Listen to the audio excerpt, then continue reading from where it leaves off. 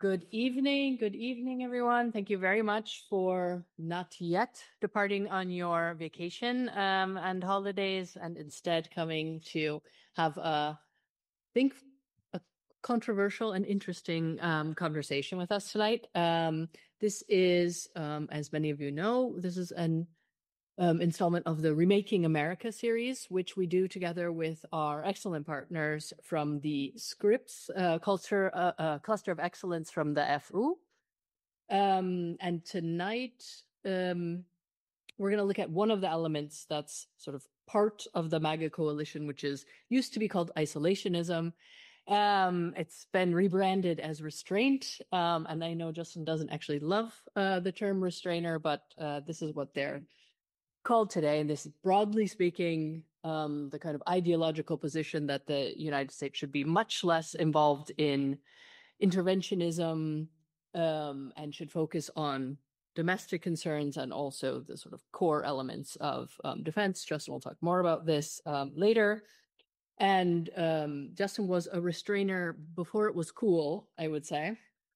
Coming from the CATO Institute, which is influential think tank in DC that brings in libertarian ideas about things, and they have traditionally been on the restrainer isolationist side of foreign policy debates.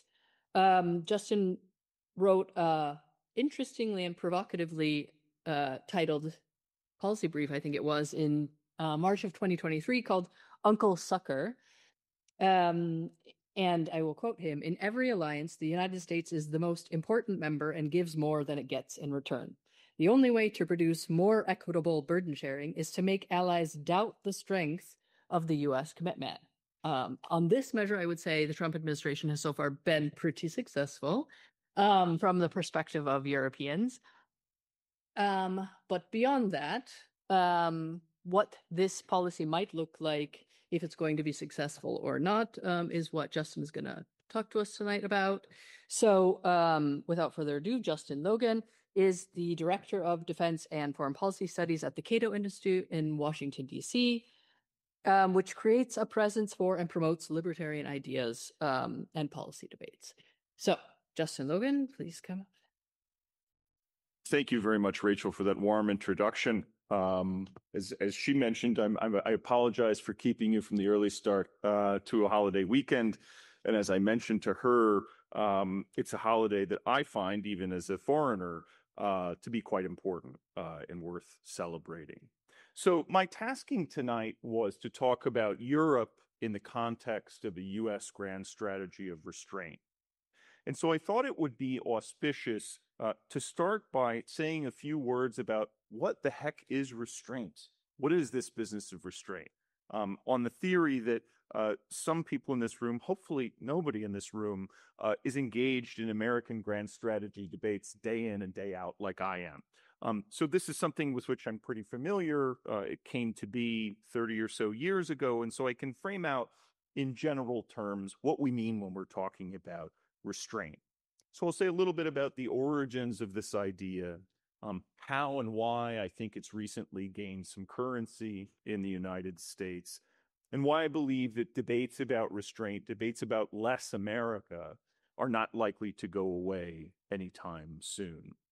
Then I'll move on and talk a little bit about how Europe figures in a U.S. grand strategy of restraint, although that may be foreshadowed somewhat by the discussion of restraint itself. And I'll conclude with some policy implications that I think we would watch for were we to envision a U.S. engaging in a grand strategy of restraint. So what is this business of restraint? Where did it come from?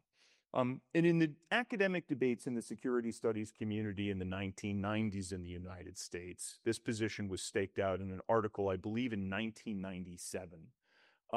In the pages of International Security, in an article entitled "Come Home America, the Strategy of Restraint in the Face of Temptation" by some academics at MIT. And this basic argument held what restrainers today believe to be true in the 1990s, which is that the United States is the most secure great power in history, at least in modern history. I'm not much on antiquity, so I will bow to those who say this or that about the Roman or Greek Empire. But the United States, in the words of Jean-Jules Jusserand, the French ambassador to the United States during the Great War, was blessed among the nations. On the north and south, it possesses weak and friendly neighbors, and on the east and west, fish.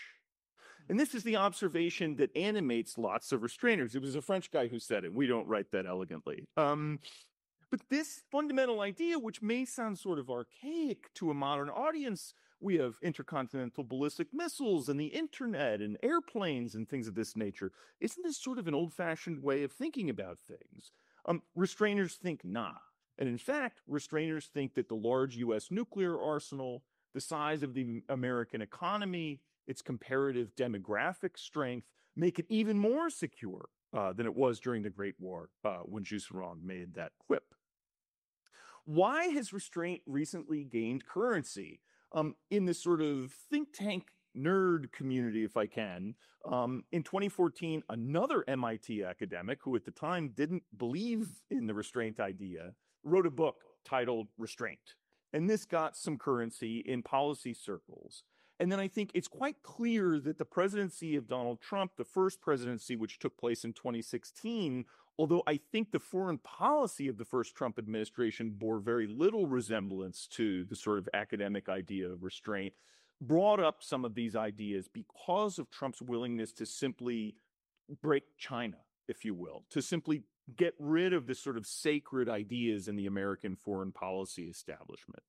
And then I think that with the return of Donald Trump to the White House and some appointments that have been made in key places, it's starting to look a little bit more like restraint. Although, as you might imagine, for a nerdy academic like myself, it's never coherent enough. It never perfectly matches, and these politicians keep coming in and mucking things up. But let's grant that arguendo. Why I think that the debate about restraint and potentially the enactment of restraint is not likely to go away. I think we're likely to continue hearing these debates and continue hearing politicians talking about less America in the world is because for the first time in my career, at least, the United States faces serious constraints on both its international policy and its domestic policies. The United States at present has a debt to GDP ratio north of 100%, about $37 trillion. It's adding to that debt at the rate of $2 trillion per year. And you may say, well, we'll just have to have some big reforms that will fix this problem.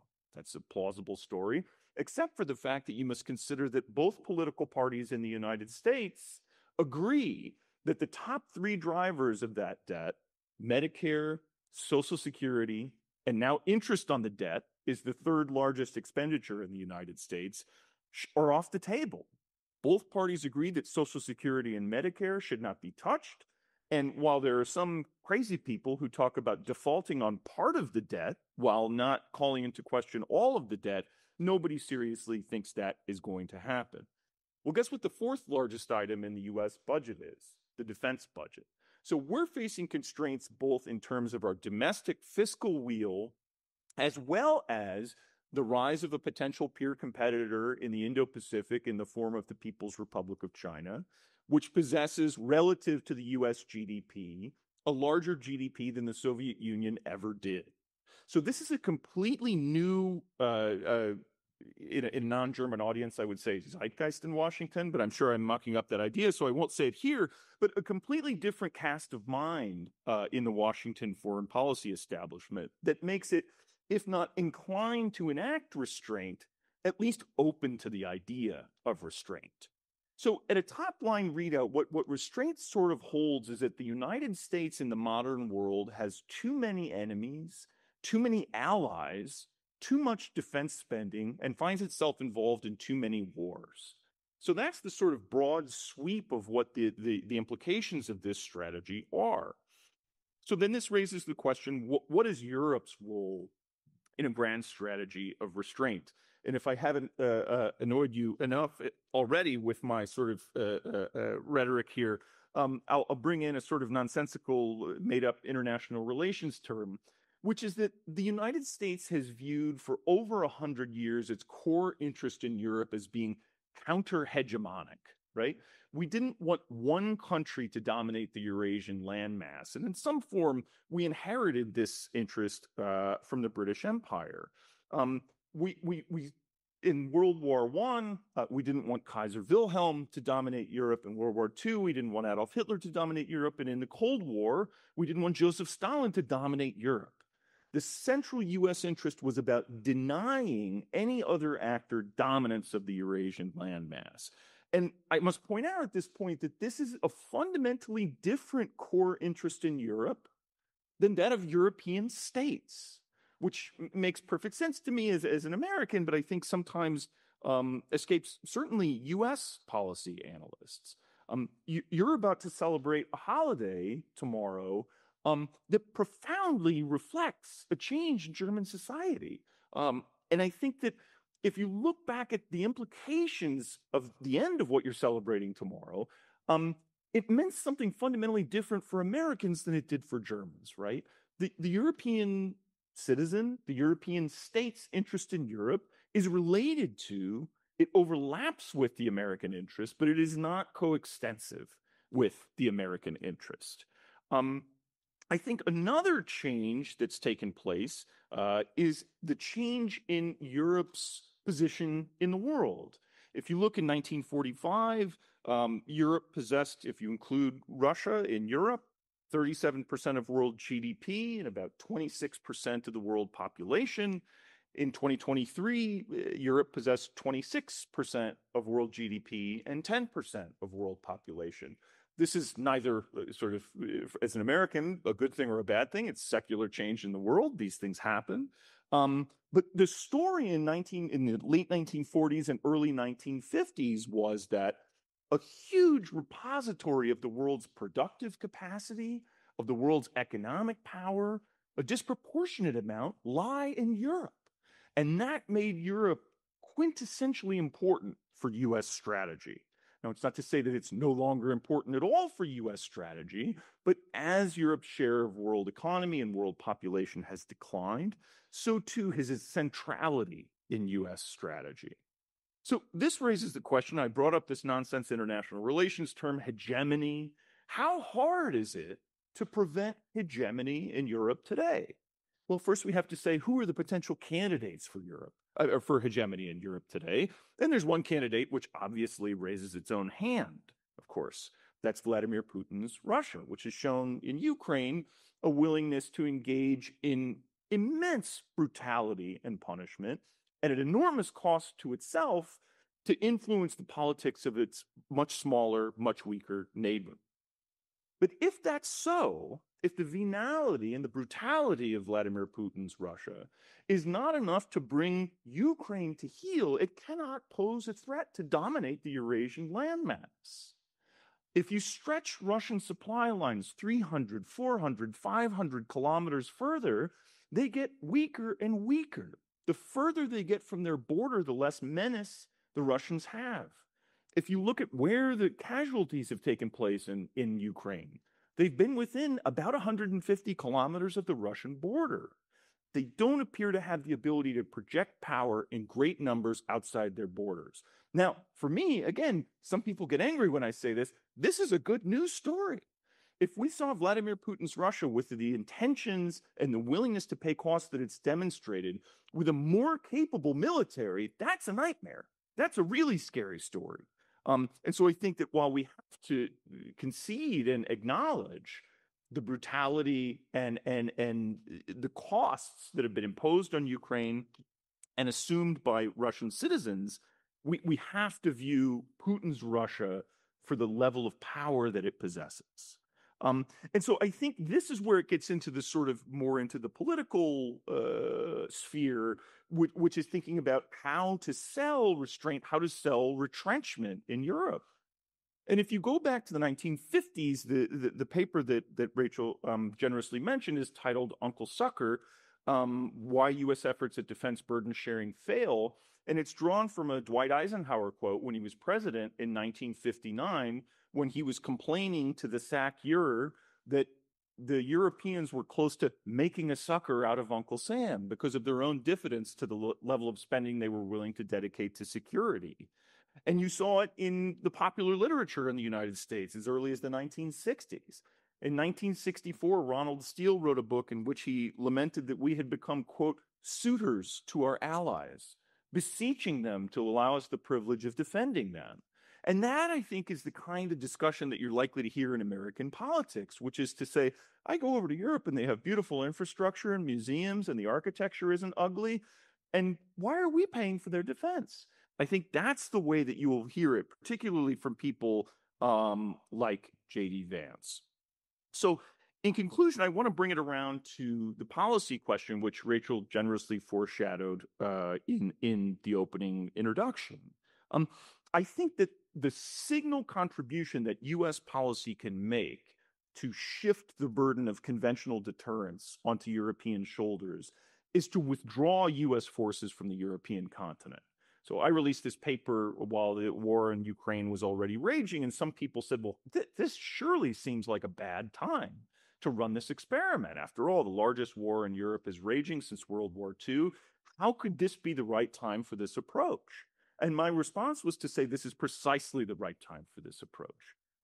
I was underwhelmed by the outcome of the Zeitenwende. It was a large amount of money. I don't think it was spent terribly well. If the effort was to translate the marginal euro into defense capability. Some of the purchases that were made, like F-35s, looked a lot to me like trying to keep the Americans happy. And to be clear, I don't want to keep the Americans happy. I want Europe's defense budget to spend effectively on Europe's defense.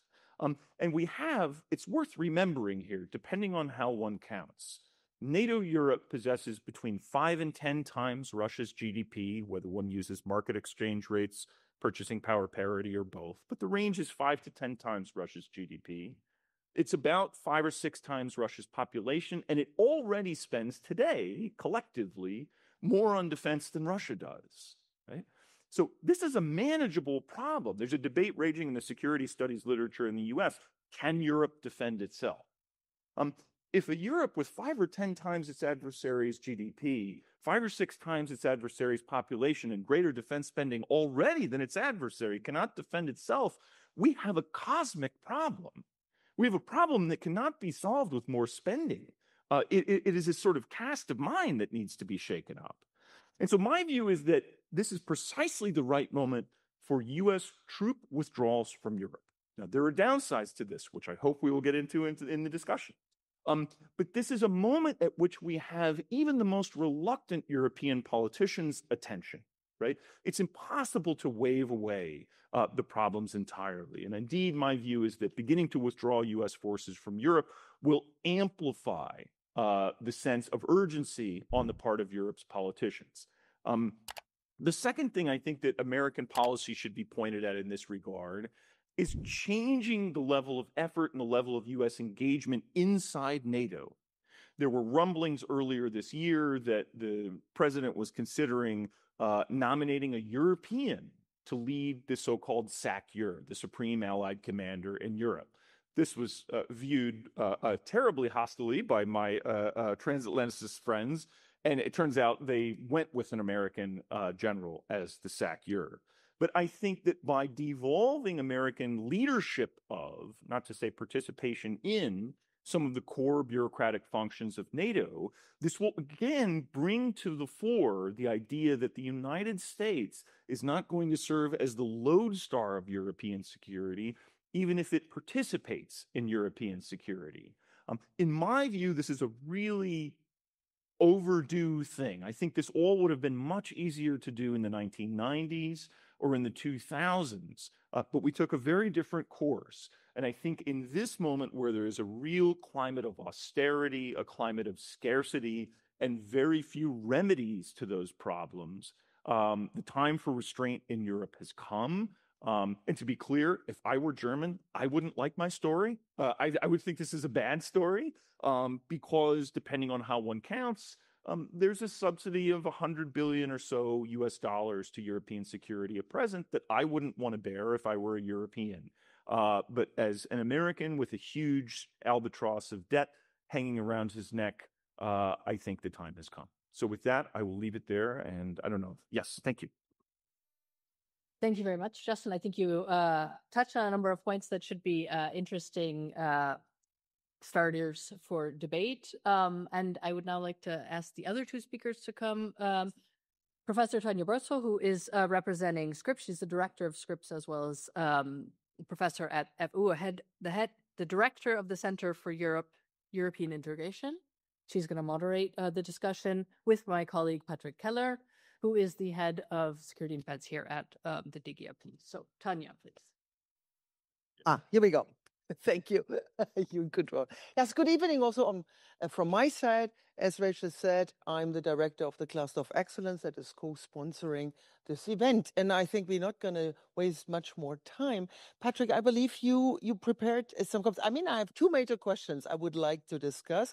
I can as well put them on the table right now. But I don't know how we want to do this. You're the boss. I'm the boss. I could give a brief, maybe not so brief, response to what Justin has been presenting here, or you ask questions right away. I find a way to make my points either way. Excellent. Okay, then actually I have a slight preference for getting my questions off, because I'm sure a lot of you share these questions. My first question is, what is really, I mean, how new is this grand strategy of restraint? You rightly pointed out there have been debates after the end of the Cold War, like there were the discussions about the imperial overstretch and that, you know, the US should simply, now that the Cold War is over. So we had that. In the 2000s, we had the debates about burden sharing. So I hear you saying what is new is that the context has changed, right? There are geopolitical changes, economic changes, and we have an American president who's willing to break some China to implement that strategy. Now, I would like to challenge that a little bit and say, well, you know, I mean, first of all, is this really about restraint? Is there a coherent strategy of the US of restraint? A lot of Europeans would say what we're seeing is some form of erratic unilateralism, right? And there is no strategy behind it whatsoever, at least not visible for us as Europeans. So what is maybe new is the breaking China approach, right? So the radicalism with which the American president pursues whatever strategy he may pursue, which is, some would argue, a threat to European security, but definitely a threat to the rule-based international order. And I just want to put it out. So maybe you can, and Patrick, maybe the two of you could briefly say something about to what extent, A, there is a grand strategy in the first place, and B, if there was a grand strategy, is it really about restraint or something else? Patrick, you want to start maybe? Yeah, maybe I start with your question, is it really that new? And of course, as everybody who's studied a bit of American history knows, it's as old as the Republic, this debate, where America should find its role in the world, how it should attend to its role in the world. You go back to George Washington saying no entangling alliances. You go to John Quincy Adams saying we do not go abroad in search of monsters to destroy. So this is 200 years ago and more. So it is not new to have this impulse. And it is, of course, in a way, a logical impulse, as you quoted the French counterpart saying, well, with that geographic luxury that you have, Germans wish they had that, of course you can afford this kind of luxury and this kind of, you know, thinking. But there is also another American tradition, Jefferson, the Empire of Liberty, Woodrow Wilson, making the world safe for democracy.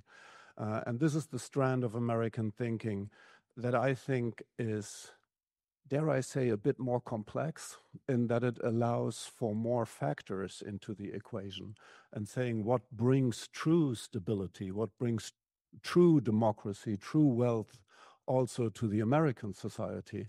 And I think as two world wars have drastically illustrated, American well-being depends on an international system that is in favor of some of the things America thrives on, trade being one of them, but also international stability.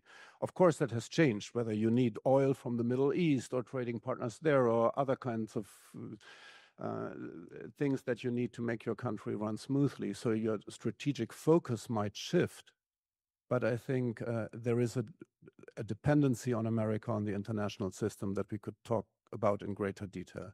But second of all, and this is why I quoted all these great Americans, is to me, as you know, a dedicated transatlanticist at heart, despite it all, I admire the spiritual part of it in the way that it is saying America is the empire of liberty. To me, it also means that America has a role in the world to be engaged on the side of the good guys.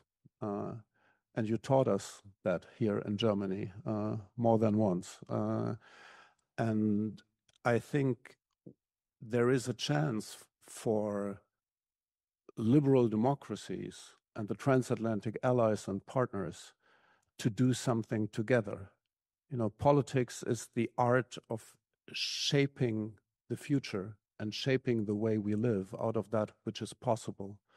And I think restraint is not an answer to that, but engagement is. And this is, Justin, I think it's fantastic that you're here. That's maybe my first comment should have been thank you for being here, because it is too rare that Americans who are not of the transatlantic mold come here and engage in this kind of conversation. And I think that's fantastic. And you laid out a clear argument on that. But it is exactly this kind of engagement that I wish and hope for, and that we work for here at DGAP as well, to find a way, Americans and Europeans together, to build a future that is worth living.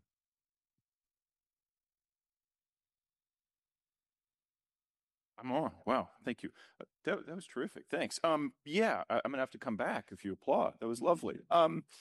So to get to the questions, how new is it? I totally agree with Patrick. It's as old or older than the Republic. I mean, we can get into all of the sort of millennial thinking about a new Zion, et cetera, that, you know, this weird sort of particularly English cast of mind that took place particularly in Massachusetts and elsewhere really was a sort of revolutionary idea at the time.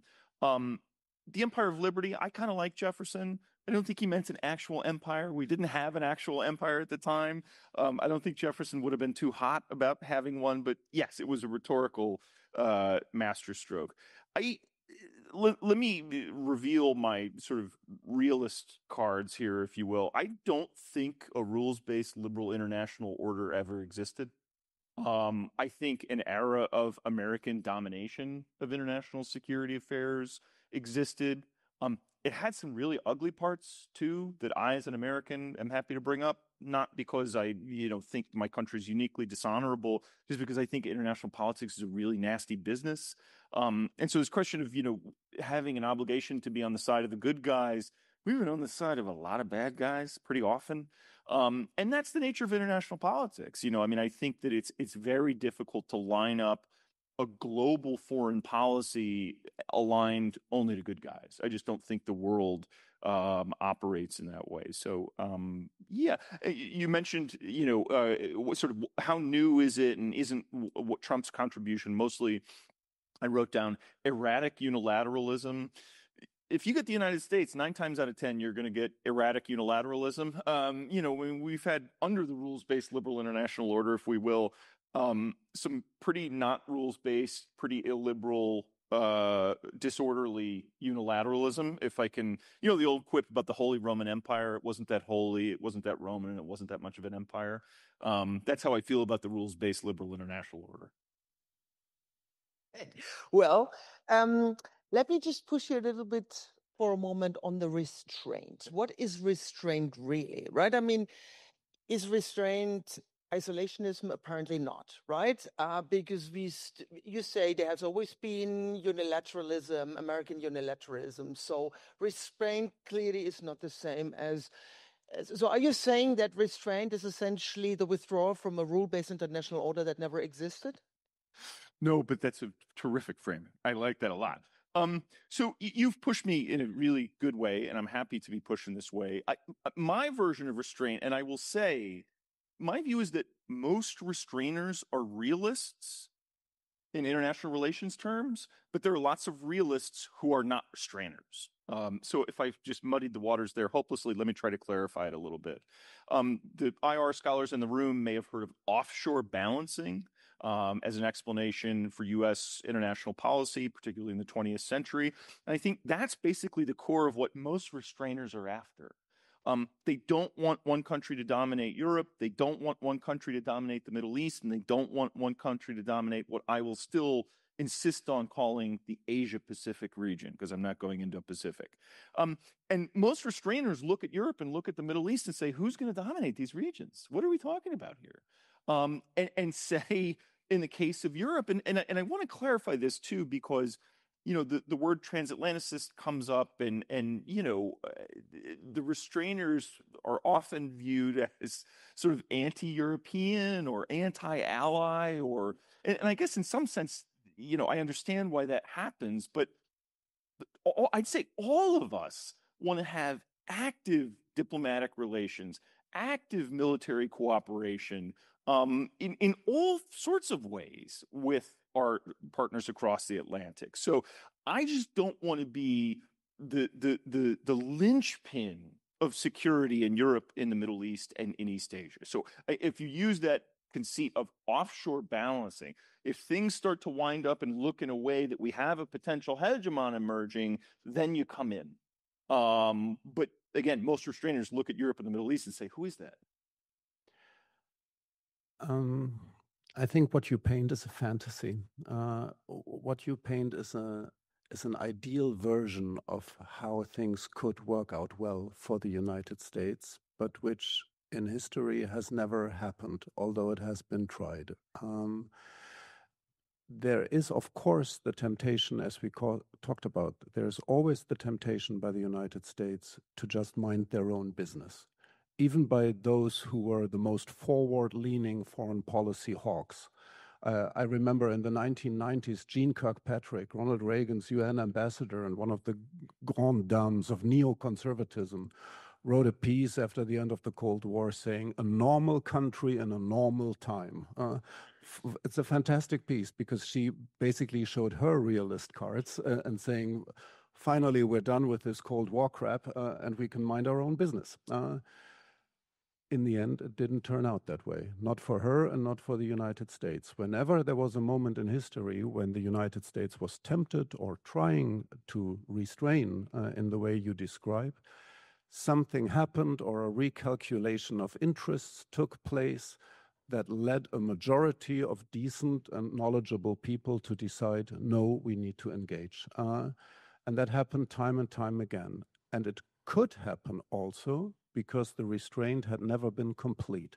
What an alliance such as NATO gives to the United States should never be underestimated, not by the Americans either. Of course, we as Germans are the prime benefactor of it. I will not dispute this at all. But it gives a lot to the United States as well, in political terms, in diplomatic terms, but also in concrete military terms. There are 30+ bases that the United States can use for global power projection, and that again and again the United States found it was in their best interest to use. And I don't think, that's why I used the term fantasy, I don't think it is possible to offshore balance, to eradicate all that, to erase all that, all these bases, all these relationships, and say we wait on our continent until China or whomever rises to such a point of danger that we go back in. This will not work. You cannot rebuild it like that in a snap. I'm speaking of current experience here in Europe. We are in a situation where we would like to rebuild some of that, what we once had, like this, to defend ourselves, and we cannot. It takes time. And just one more point, just one more example. One of the benefits of NATO, the strategic benefits, your presence here, is that you have an early warning system. Take something like the DGAP, that is the connection between the Arctic Sea and the Atlantic Ocean. It is a key choke point for Russia, for instance, for nuclear submarines from Russia to pass from Russia into the Atlantic Ocean, where they can, of course, then present a threat to the United States, in theory and in practice. And this gap, this choke point that you have between Greenland, Iceland, and the UK is something that the United States can police and can have a look at because of its alliance and because of its presence here and because of the good relationship it has with NATO allies. So this is one of the examples where you are safer because you are engaged and not restrained. Really quickly, I'm not going to carry that message back home, but I would be careful about fanning American fears about the Arctic and Greenland these days. Things have gotten a little peculiar in Washington on these subjects, so I worry about that. And I basically don't think that, right, this is a sort of hostage-taking argument, right? It's that if the United States doesn't lead NATO, Europeans will do all sorts of things that are mostly self-destructive, but will also hurt you. And so I think in a weird way, I have more faith that when forced, Europeans will, I mean, what was the old quip about Americans? They'll eventually do the right thing after they've done everything else.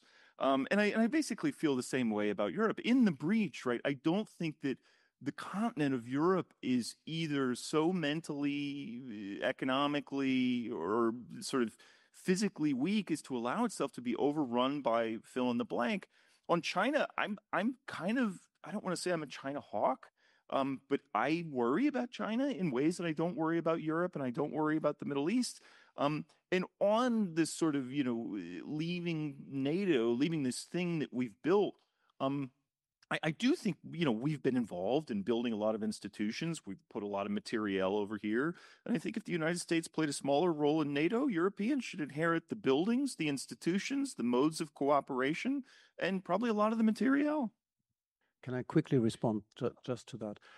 I think there is a lot of common ground here between the two of us when it comes to how NATO should develop. I think you're fully right in saying there was a longest time of unfair burden sharing, if you could even call it burden sharing, and that it's high time that Europeans play catch up. I give that to you immediately.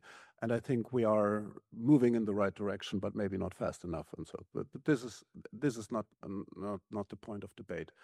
But I think the hostage-taking argument, I try to be very careful not to make that argument in particular. I was not saying, look, if you go, there will be a third world war and you have to rescue us again because you are the big stabilizer of Europe. This is an argument that you can make, of course, but it wouldn't be my argument. So I don't think that this is the right conclusion. I tried to make the argument that it's not our self-destructive European trade that you need to take care of and that you need to be aware of. But I tried to make the argument that, as you said, foreign affairs is a complicated, dirty, and dangerous business. And difficult and dangerous things will happen. And so it's better to be engaged and be in an alliance and in cooperation with others and be forward-leaning in good faith in order to confront these things should they arise. So we've already gotten into the second question I wanted to discuss, that is, how beneficial is this grand strategy of restraint in terms of promoting American interests? But before we go there, I just want to push you one more time on this realist. How much realists are these restrainers really? Because it seems to me, I understand. I mean, it's Mearsheimer, right? Mearsheimer would say we have to focus on balance of power and forget about all these norms and principles, right? And so this is how I understood you. You say essentially, look, there is a change in the balance of power, and Europe is actually not the main theater here, and the US will always intervene whenever. It's like the British approach a little bit, right? So you look at the balance of power, and whenever there is a danger that the balance of power is fundamentally shifting, and the US, unlike Britain, is taking a global approach, right? Okay, fine. When it comes to the rule-based international order, there's sort of two positions. You can say, as a diehard realist, rule-based international order has never existed, will never exist, cannot exist. Or you can say the problem with the rule-based international order is this normative, underpinnings, this liberal, not in the liberal progressive, but, right away. Exactly. So, because if you look at China is actually now becoming a big promoter of a rule-based international order, and is simply arguing the rules should not be made by liberal democracies, but by China together with its global South allies. So maybe you can become a little bit clear. What is this rule-based international order? I think the Chinese are trying to trick you the same way the Americans tried to trick you. I think they want you to believe that rules are governing their behavior. I mean, I don't want to run that. It's really unseemly to go overseas and trash your own country. But the history of American foreign policy is an extremely violent one. I mean, if we take the campaign in Indochina, for example, the utter wanton destruction in pursuit of what rule? Under what liberalism? But ordering what?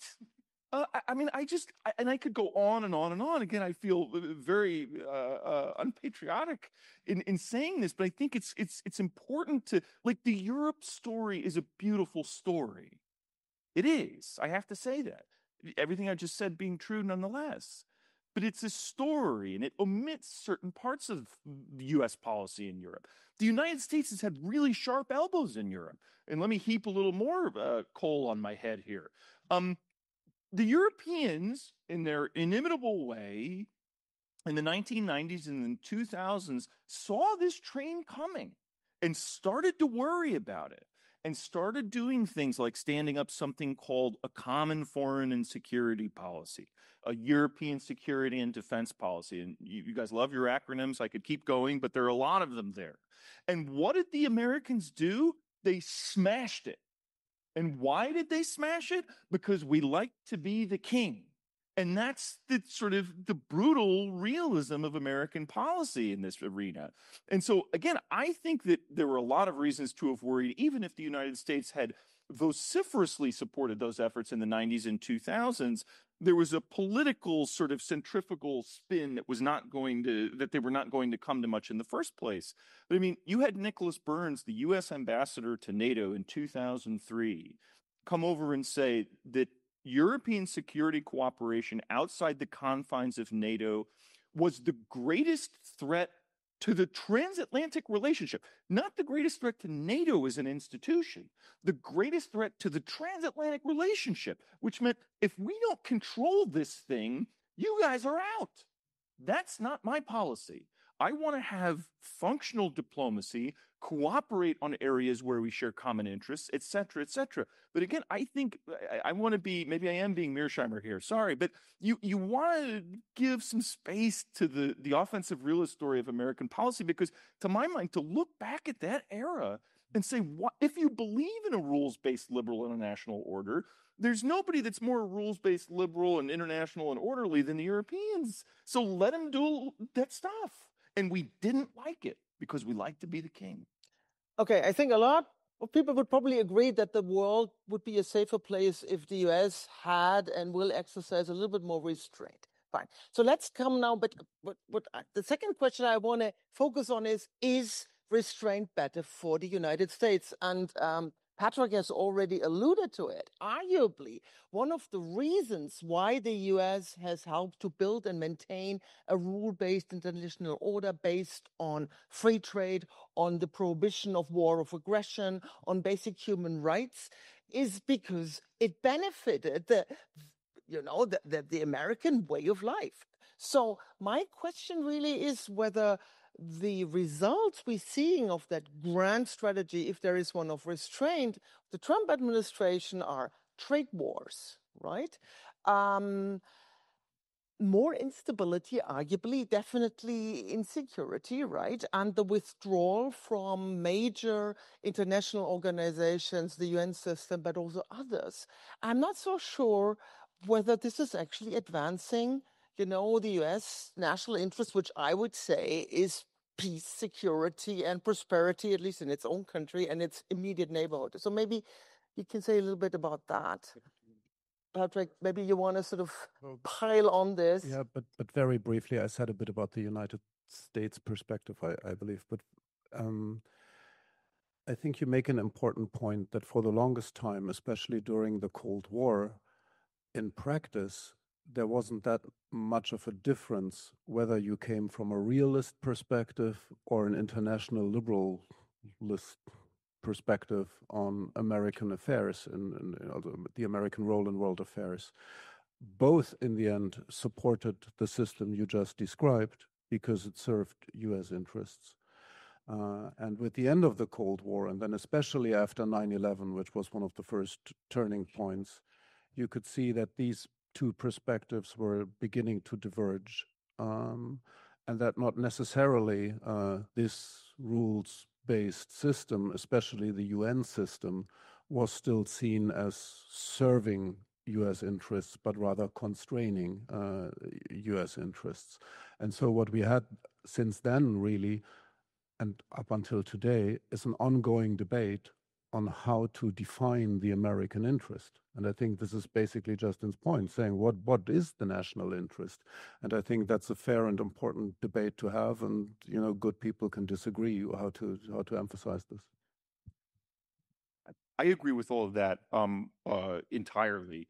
Let me talk a little bit about the American interests, the American way of life, and you brought up the trade wars. I was in Brussels on Liberation Day.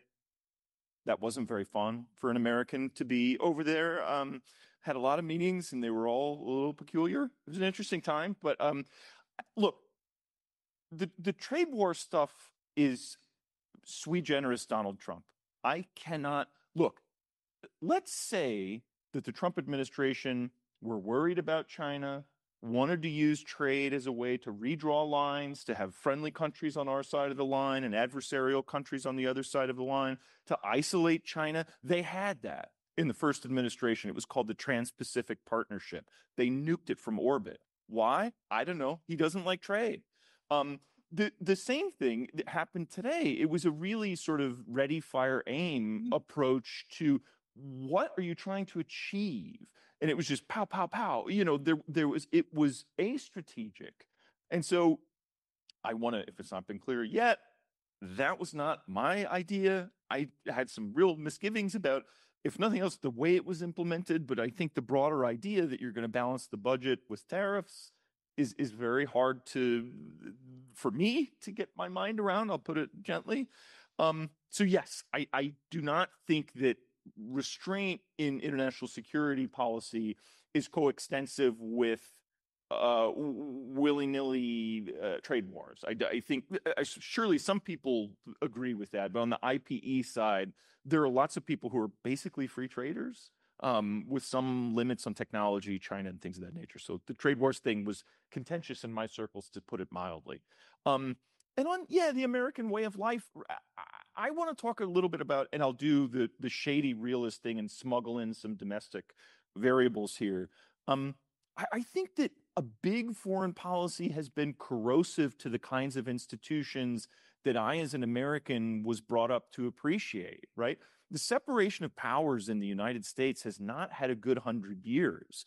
We have, everybody's sort of anxious about the American presidency now that Donald Trump has the controls and he's just blasting things like the Death Star and Star Wars.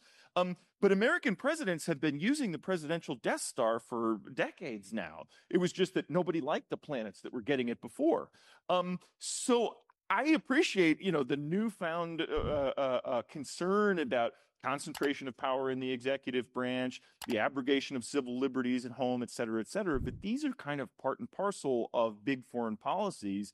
And so when I think about the American way of life, I confess to thinking somewhat less about promoting, human rights and democracy overseas and more to the kinds of institutions that govern us at home. And I think a lot of restrainers worry a lot about the corrosive effects big foreign policies have on domestic institutions. Patrick, you want to? No? No? Okay. Maybe we have some questions from the audience that we can build on too. So maybe that's... I just wanted to give, that was your last chance. And you, for when it gives us more time for the Q&A, which is great. That is exactly what I would suggest, that we now, you have been very patient listening to this.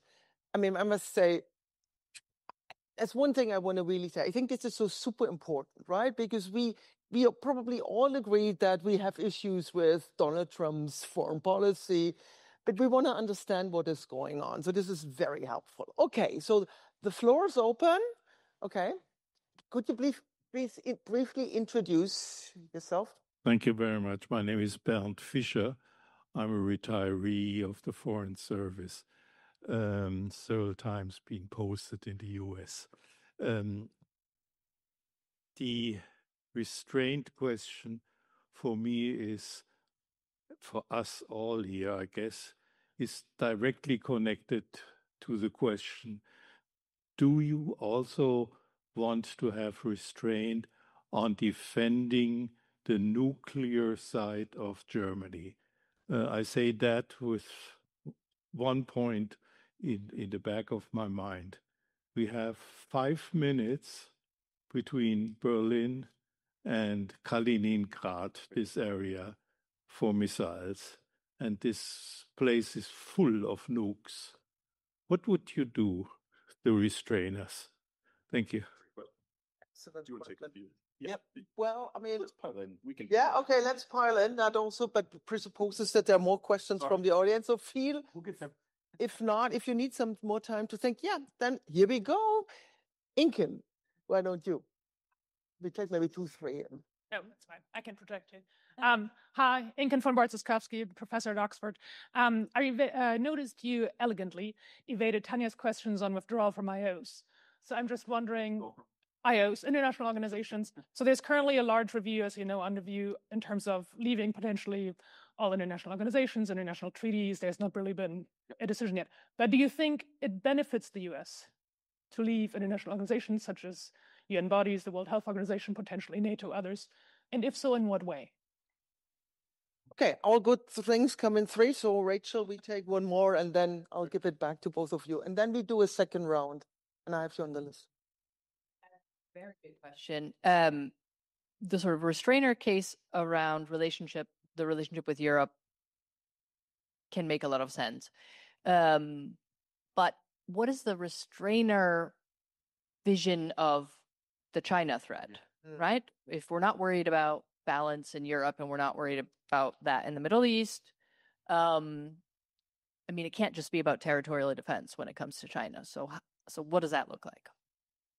Excellent. Okay, you want to start and then Trick? Sure. You guys have to come to Washington and ask these questions there because they're way better than the questions we normally get in DC. So you've lighted on a central question, maybe the central question, right?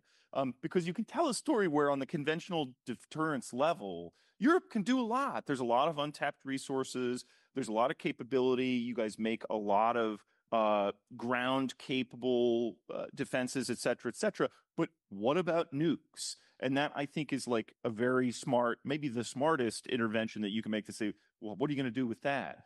And I think most restrainers do 2 different things. One, they say that they're more interested in the short term to get U.S. ground forces out of Europe while leaving what we call, in an ugly term and in English, enablers, including intelligence, surveillance, and reconnaissance, because it's not just nuclear deterrence that's the problem there, but also the ability to see things and hit things. That's a big gap that's not fillable in the short term.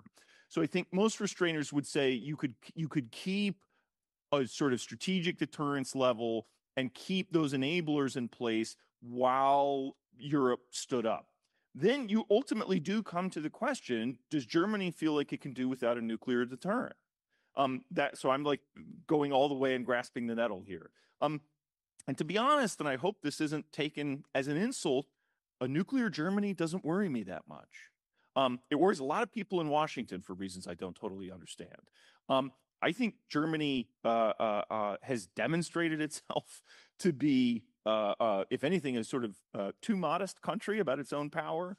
I don't see a sort of resurgence of German imperialism or something. So I have to admit that the idea of a nuclear deterrent arsenal in Germany the size of France or something would not keep me up at night. They have nukes in Pyongyang and Islamabad. I mean, those, if we're talking about worrying about nuclear arsenals, those are the places I would worry about. International organizations here, I think, again, you will see a considerable difference between most restrainers and the Trump administration. They view international organizations as bad and hostile in airy and inchoate ways. I think like the World Health Organization, right? If you're saying there's wokeness there or something, okay, but the whole thing isn't wokeness, right? If you want to get the wokeness out, it's what, 10% of the WHO or something like that? But it's not, they have this tendency to just knock the pieces off the board, right? And I think most restrainers would say, well, I don't know, infectious disease is actually a thing. and it's actually crosses borders, as we all know, and so we should kind of sort of probably get together and think about it from time to time. I think most restrainers view the UN as a profoundly imperfect organization. If you have the United States, China, Russia on the Security Council, they're not going to agree about a lot. It's not going to solve a lot of international problems, but it's probably useful to have a forum where countries get together and talk to each other, even if they don't get along terribly well. So the UN, in some sort of abstract sense, realists and restrainers sort of shrug at it, but say, sure, go on, carry on, whatever. So I think that is where if you want to separate restraint from MAGA, the get out of all international institutions thing to me is a little more MAGA than restraint, I would say. And I'm open to being argued with on that. The China question, how much time do we have? Look, it's quite telling that, we spend an hour here and we're now trying to pivot to Asia. We've been trying to pivot to Asia for 14 years now. I think you see real differences in the restraint community on China because, again, if you haven't, cashed in your realist card altogether, this thing looks kind of scary, kind of problematic. Now, I can tell you, if I haven't infuriated you enough already, the more I listen to China hawks, the more dovish I get.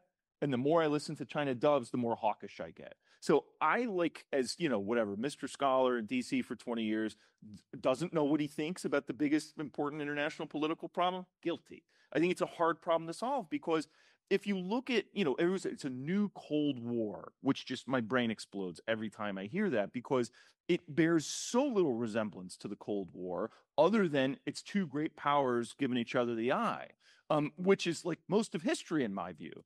So you have all sorts of geographic barriers between China and its neighbors. You have the potential of a country like Japan to get nuclear weapons pretty darn quick if the neighborhood starts to look scary. You have the Himalayas. China also does really dumb things like claim 2 Indian provinces as part of its own territory. And you're like, they are, in a sense, their own worst enemy. They don't have a whole passel of sort of surrogate states like the Warsaw Pact the Soviet Union had. North Korea's kind of an ally, sometimes kind of a pain in the neck, other times, and that's it, right? So I think the distinction between the Cold War and the U.S.-China relationship is profound, but if you put a gun to my head and say, if in 30 years the Chinese have displaced the United States as the preeminent global power, are you okay with that? I'm kind of not okay with that. So what that means and where you draw lines and things of that nature, I'm confessing doing my job poorly by saying that on the most important question, I don't have really well-formed ideas, but it's a witchy problem and I'm not quite sure how to get my hands on it. Patrick? Just one remark, because I think we all want to hear from Justin and not from me as much. But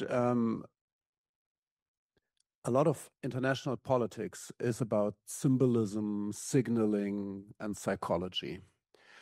And I think we need to take this into account when we discuss revolutionary measures, such as removing all American troops from Europe or playing loose with the promise of the nuclear umbrella. Because I can imagine how the Kremlin reacts to that and how encouraged Putin must feel by such dramatic decisions from the Americans. And we see in Ukraine every day what terrible consequences it has if Putin gets encouraged. And I can understand it from an American point of view to say, well, if that happens, then we leave you to defend you as best as you can, and we will do. We will do as best as we can. We could do much better with American support, but we will do what we can then.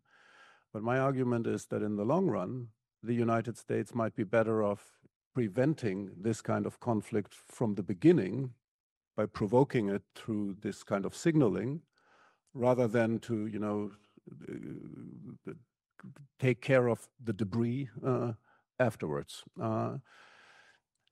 And I think you said, first of all, it's very entertaining listening to you. I like the style you presented, but you said a lot of nice things about Germany tonight. Many of them I agree with, but I get the sneaking suspicion that one of the reasons you like Germany so much is that Germany, to me, is a poster boy for military restraint. My country, forever since the founding of the Federal Republic of Germany, at least, let's not talk about the time before, but ever since then, has been a poster boy for military restraint. We have always been accused by Americans, no less, but also by our European friends, of doing too little, too late, if we do anything at all militarily. It goes on until today, this problem, despite the many reforms that we've taken.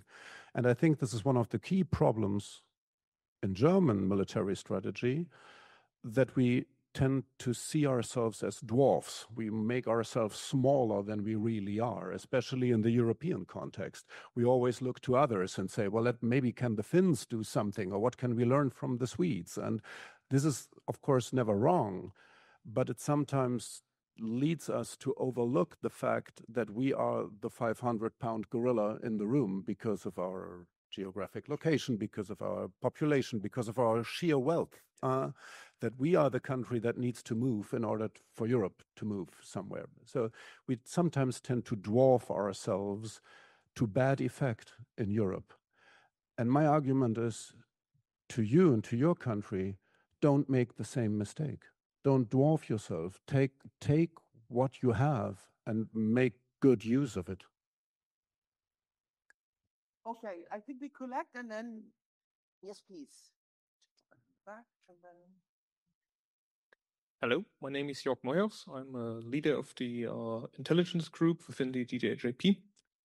And about your restraint idea, if I understood correctly, your idea is you leave Europe to defend itself, and Europeans will rearm themselves and defend themselves and learn the responsibility to take care of themselves. What I believe is what would happen in that case is that we would rearm ourselves and we look east towards Russia, and we would say, why is Russia our enemy and not our friend? And you might say, oh, this sounds ridiculous. If I look at our election polls, AfD is at 27%, the left is at 11%, and Bündnis Sarah Wagenknecht, also pro-Russia, is at about 5%. So 42% of our electorate is already saying, Russia is our friend. And now we are rearming. And you want to remove the American troops from Germany. And when I talk to young Germans, they either say, I don't want to fight at all for my country or for another country because, well, 70 years of pacifism and demilitarization did its work. Nobody wants to fight in wars anymore, except the far-right people. And they would say, Russia is not our enemy. Russia has removed its occupation troops in 1994. The US didn't. So the only ones who are really pro-military are not pro-US. So this idea that, oh yeah, we leave the Europeans to themselves, I feel like you never had the idea that, well, the Europeans left to themselves, they could also turn to become our enemies because, well, if Germany has to build its own army and has to think about their own ideas, their own interests, they might think, well, maybe the Americans aren't our friends. Maybe we have like contradicting interests. Maybe all these wars in the Middle East caused this refugee crisis and we didn't like that. And all these terrorists, we also don't like that. And well, the Russians always supplied us with cheap energy. And now the Americans force us to buy hundreds of billions of oil and gas from them at high prices. The Russians never did that. Like, okay, I understand. Like the Poles, the Estonians, they hate the Russians. I think we got the point. Okay, yes, please. Gentleman there, and then, I don't know, there were two, yes. Just grab the microphone. Hi. Yeah. I'm Tom O'Donnell. I work in energy and geopolitics. Until recently, I was with Wilson Center. There's this Doge thing. Anyway, I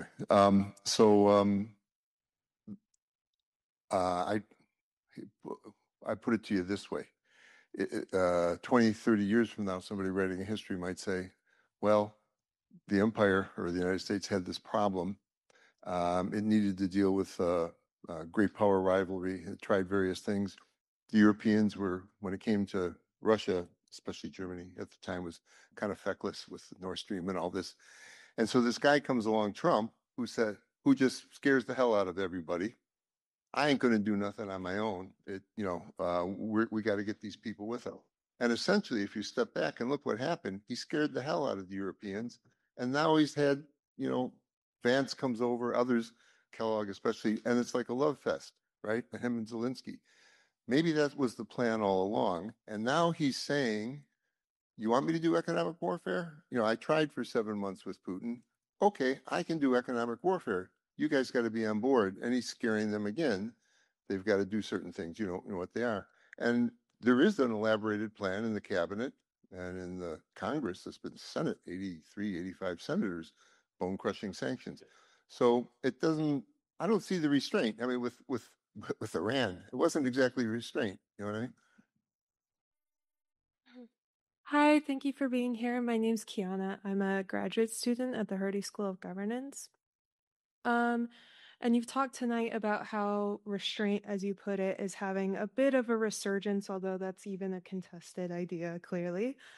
But eventually the administration will change, and presumably this era of restraint is going to end.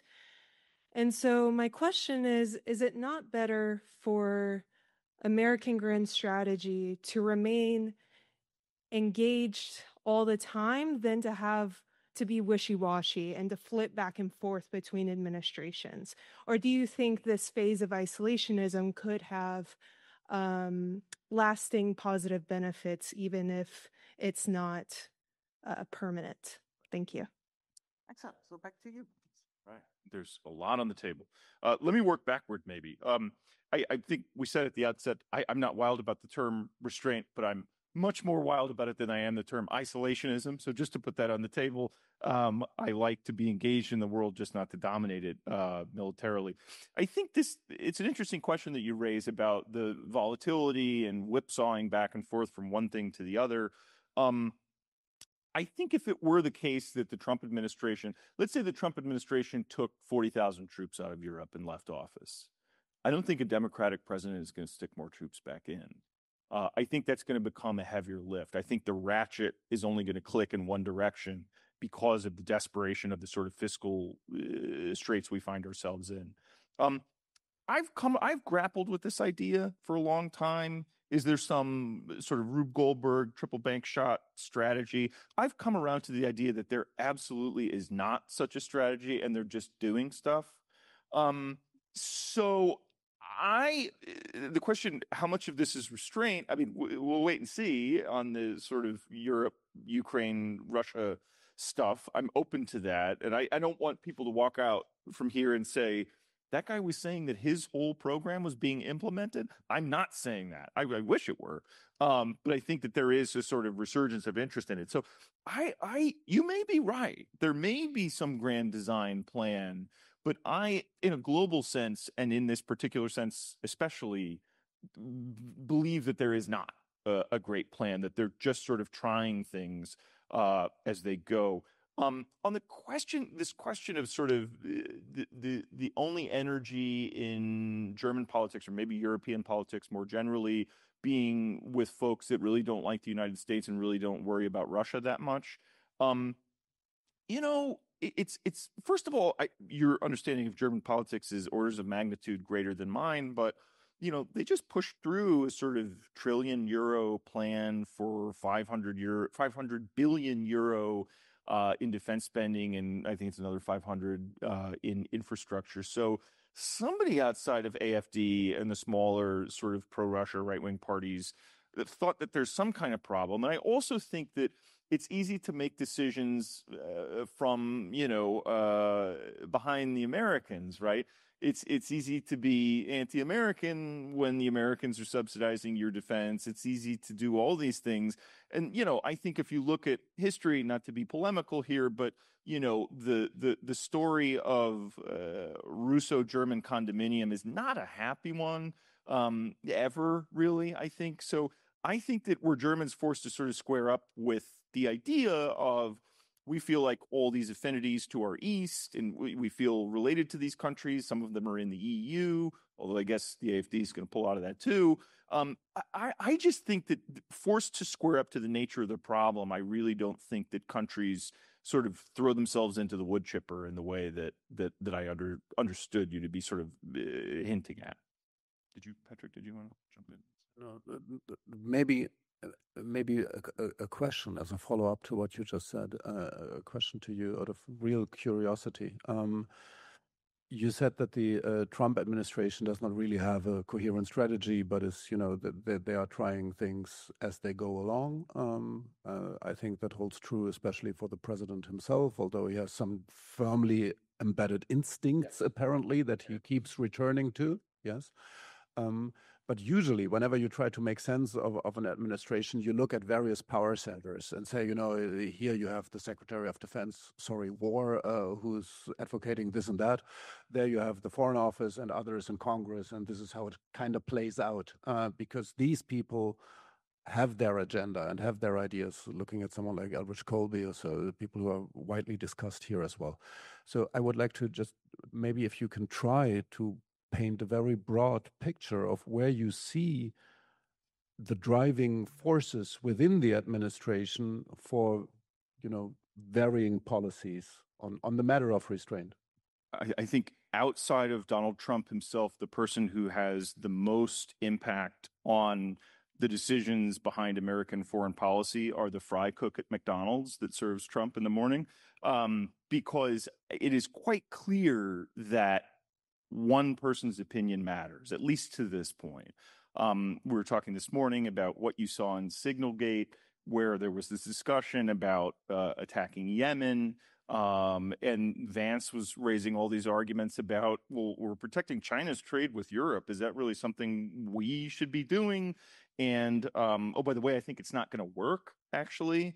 And you had Stephen Miller emerge from the ether and say, we've already decided it, we're doing it. And everyone fell in line and defended the policy from outside. So again, that begs the question, how was the president making up his mind if all of these cabinet secretaries and principals are sort of in real time debating a policy? And then the president's political advisor comes in and says he's already made the decision. Well, who was he talking to when he made the decision?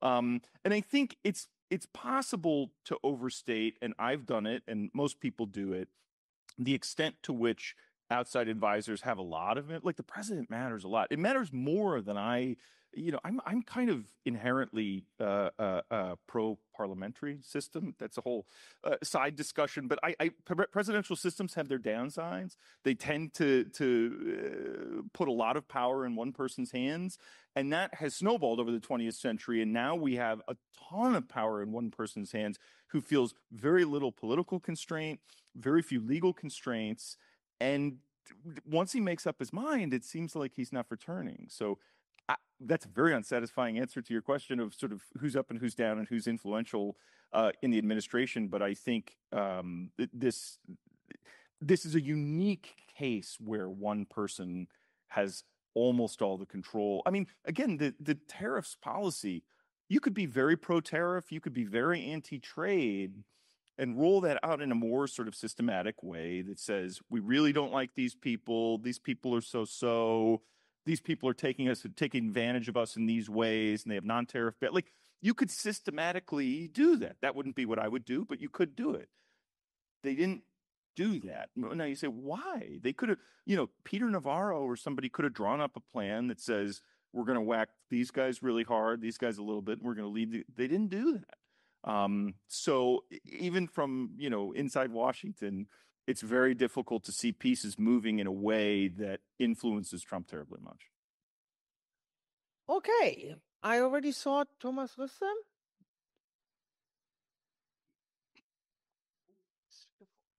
Thomas Risse, I'm a retired professor of international relations at the Freie Universität. This follows up on your last response. How is the domestic coalition in the US concerning the restrainers? Here's my take. you by now have a 2/3 majority for your position in the Democratic Party. The further you move to the left, the more restrainer. I mean, there's certain differences, you know, they still like the UN, etc., but that's number one. The MAGA coalition, however, is deeply split in my view. Yeah, there's your position and J.D. Vance. You mentioned J.D. Vance, of course, but there's also the Rubios of the world. As part of our series here, a couple of months ago, we had John Bolton. Okay, John Bolton is a total anti-Trumpist. That's not my point. But he is still part of the MAGA coalition in terms of that militant unilateralism.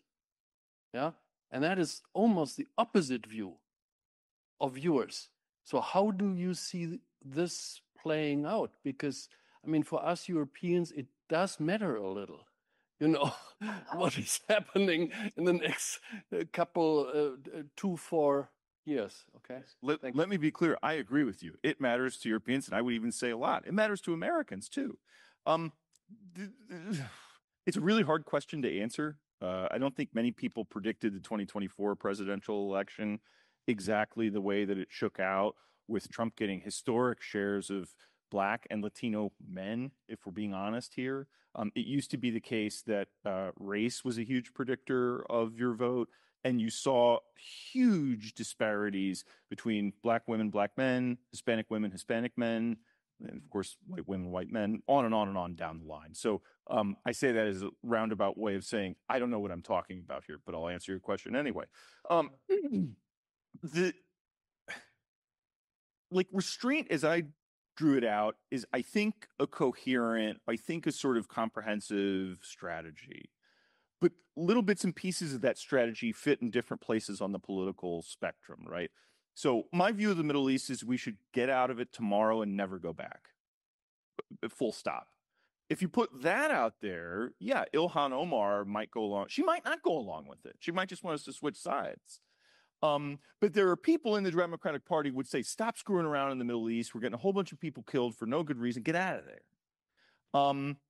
You're seeing a growing constituency in the Republican Party coming around to that position. And here I would say, I mentioned race and ethnicity before. Age is a huge determinant. If you look at Republicans under 40, they came up in an era where we spent $9 trillion on these stupid wars. We handed Afghanistan back over to the Taliban 20 years later and turned Iraq not into a satrapy of Iran, but something close to a satrapy of Iran. You say, what are we doing over there?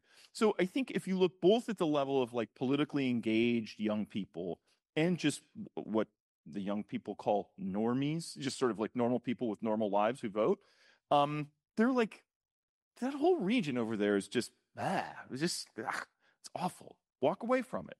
On the Europe story, I think the Democratic Party is whole hog. Now, I don't know whether it's a partisanship sort of hangover from Biden Ukraine policy or something of that nature, but the Democratic Party does not want to get out of Europe at all. And, you know, some of the Republican Party doesn't want to get out of Europe. So I think the generational thing, if you look at the Republicans, the sort of real emphatic, like, I think like all the energy left in Mitch McConnell is on foreign policy, on sort of restoring what he views as the Reagan-Bush Republican true religion in foreign policy. With the exception of Tom Cotton, I don't know who you have under 60 that's firmly in that camp on this or that issue, on Israel or on this. Okay, fine. But that has turned. And if you look at the young people in MAGA, Marjorie Taylor Greene or the Matt Gaetz, the guy from Florida who now is a TV host or whatever, they're turning on the Middle East in witchy ways, and they already weren't really on board with the Europe program. So I told you I wasn't going to be able to predict. Now I've demonstrated that I wasn't going to be able to predict. And I'm an inherent instinctive pessimist. So I tend to think I'm never winning. But even I am starting to see that there's a real generational split emerging, certainly on the Republican Party and potentially among Democrats. So that's what I would be watching if I wanted to see. Okay. More questions? Oh, yes, here we go. Very quick one. You said at the beginning that you would see it a right moment to withdraw troops from Europe. Did you mean troops from NATO bases or American ones? And secondly, where would you redeploy? I mean, is this Western Hemisphere, your so-called Gulf of America, an area where you would like to do more business? Is Greenland more important than Ukraine? Containing China, going too much around Peru? Where do you move the troops? Another question? The gentleman over there. Hi, I'm Timothy Chan. I'm a graduate from Tahiti School. Actually, my second question follows up the Western Hemisphere, which is where do you see the role as a restrainer of America? You know, because I think the DoD is going to publish the Western Hemisphere strategy very soon, which is very much overdue. The first question is, it goes back to at least my perception again that America has always been, I mean, it has done very disorderly things, but it has still, in a sense, a big stabilizer, you know, whether you think of the treasury markets, whether you think of the economic role, but also the infrastructure that it provides for the world, GPS, but crucially, freedom of sea navigations, maritime security, right? So as a restrainer, like, I would like to sort of square that public good that America provides with its role, like your vision of America as an offshore balancer. Okay, let's take it further. Good evening. My name is Mechtet Becker. I work here at the Climate Center, and you've talked before about global health governance and the risks of the pandemic and how it spills over countries. And for me, naturally, climate change is also a challenge that doesn't stop at borders, so it crosses borders. And I was wondering, how is it discussed? Is it discussed at all among restrainers or in security circles? I mean, it is climate change has profound security implications. It crosses borders. We don't address it. We, of course, know it's not the favorite topic of the president, but I hope at least others discuss it because it has the potential to destabilize whole regions, environmental instability, but also economic instability. So it should be in the national interest of states to address this problem, however they do it, but it is a problem of global commons. And I was wondering, because we don't hear a lot, is it discussed at all? Okay, in the interest of time, this was the last, or this has been the last round. Is there any pressing question before I give it back to Justin and Patrick? Otherwise, back to you. Well, I'll go first and I'll give you the last word. How about that? Does that work? Or do you want to go first and give me the last word? I will be very brief too, because I thought what our colleague from the Climate Center just introduces an important point, the transnational nature of many of the challenges that we face that are not immediately security or defense related, but of course have an impact on security of our nations. And I just wanted to maybe encourage you in your final remarks. You had one throwaway line before where you just, okay, but one that I caught, and that was, you said, well, you are against your country dominating the world, but you're not an isolationist. So maybe you can give us a better sense of how your view of how the United States should, after all, engage with the world plays out. I mean, even if you remove your military dominance and if you leave more allies to their own devices, how, in your view, should your country position itself? How should it engage on such matters as climate change, global health, you name it? That's a lot. Let me see what I can do here. I'll work forward this time. I worked backward last time. Great question. Deploy the troops from where, or bring the troops out of Europe and put them where? We have the Western Hemisphere, the National Defense Strategy. I'll just say as an aside, I think that the political story about the National Defense Strategy was shading things a little farther than you're going to see in the NDS. I think it's going to talk about the Western Hemisphere, which the fact that that's even notable is a little weird to me because it's like where we live. in the Western Hemisphere. So it like seems like we should have some rhetoric in there about what about the Western Hemisphere. And I'll get back to that more in the answer to your question. But my answer to where the troops go is they're attrited out of the force and we shrink the army. That is to say, a good response to people like me from an American point of view is, what are you talking about, stupid? They help subsidize the bases that those troops live on. You're going to bring them home, then you're going to have to build them new bases. We can't build anything in the United States. You know that. It's going to cost billions of dollars and take decades and blah, blah, blah, blah, blah. All true. That's why I want to attrit them out of the force. I want them to retire. So that's the answer, is I want to shrink the force. I don't want to take 80,000 troops out of Europe and stick them in Oklahoma or something. I definitely don't want 80,000 Army folks strolling around Oklahoma. Definitely not.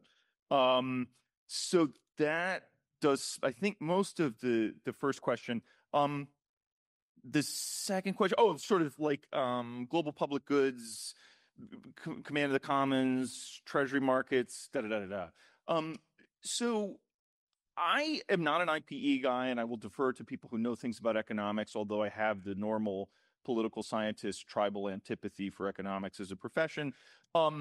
So I think that like the United States can make itself stronger by being better, right? I think that, we haven't, like, as an outside observer, markets have seemed a little wild and crazy to me lately.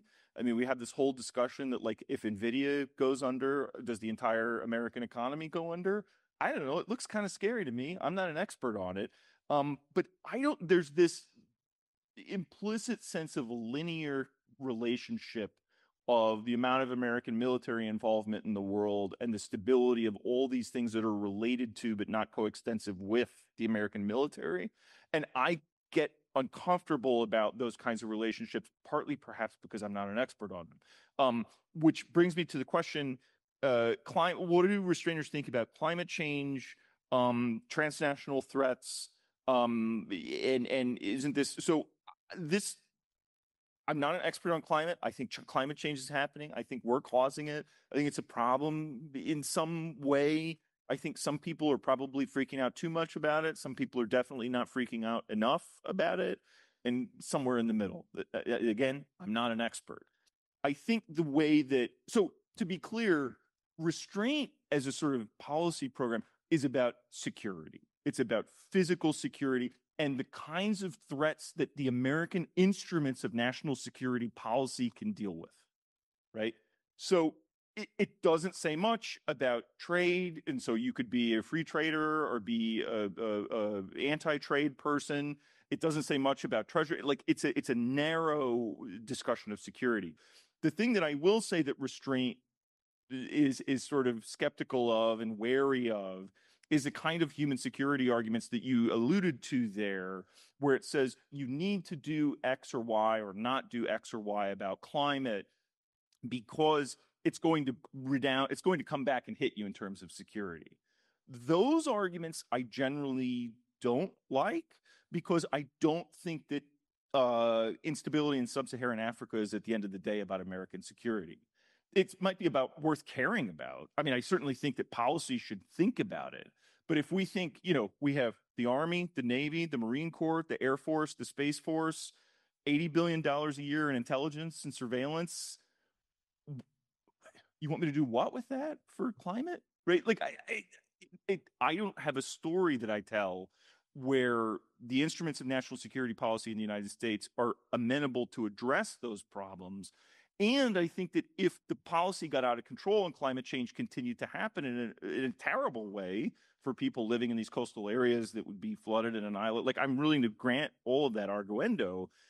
I think it's a humanitarian problem. I think it's all sorts of problems. But to me, there's been an effort, at least in the United States, to sort of spirit in non-security problems as security problems in, to me, a totally understandable way, to get attention to them, because Americans love spending money on the military and, bombing stuff. And so, you might be able to get $1 billion or $2 billion a year by getting the Pentagon hopped up on the idea that climate change is a security problem. And in climate, $1 billion or $2 a year ain't nothing. So I like understand, and even like my lefty friends will kind of like be like, shut up, man. Like they're not super committed to these arguments. And they're not totally cynically using them for their own ends either, but it's a sort of, the more I want to hear about how this winds up, the last domino falls on our shores, the more they're like, let's just get another beer and talk about it. They don't want to go down that road. So, and on the final question, what do I mean in my throwaway line about I'm not an isolationist, I want to engage the world, right? Like, I think it's a testament to how, at least in the United States, we've kind of stultified the discussion about American strategy when we don't know how to get our heads around the idea of engaging in the world while not dominating it. I'm debating this woman from the Wall Street Journal next week, and it's like, yeah, the debate resolution is American dominance is the best way for all good prosperity and stability and blah, blah, blah, blah, blah. And I'm like, is it okay that I just don't want to dominate? Like, that seems, I would never, I don't want to dominate my marriage. I don't want to dominate my country. I certainly don't want to dominate the world. And I think there's like a lot of Americans that want to engage in the world. I want to have the most powerful military in the world. Like that, but there's a gap between that and saying, I want to be the dominant actor in Europe. I want to be the dominant actor in the Middle East. I want to be the dominant actor in the Asia Pacific at a time of real scarcity. So I'm somewhere between the status quo and, pulling up the drawbridge. I mean, and that's maybe a cheap debate trick or another throwaway line to pile on the fire. But yeah, I want to be deeply engaged in the world, diplomatically, militarily, where required. I want to have a military big enough to deter threats that are clearly about the United States and to potentially restore the balance in regions where things start to look hairy. And so, again, to me, I think that's kind of like a moderate thing, but people in Washington view it as surrender to the nearest dictator, and I kind of like, get my back up at that. I don't know if that's satisfying. Great. Thank you so much. I mean, I learned a ton. I learned how a grand strategy of restraint could look like, right? And that restraint is not the same as isolationism. It is engagement without dominance. And I think it's fair to conclude that Trump certainly is not a restrainer. I don't know what he is. Time will tell. Time will tell.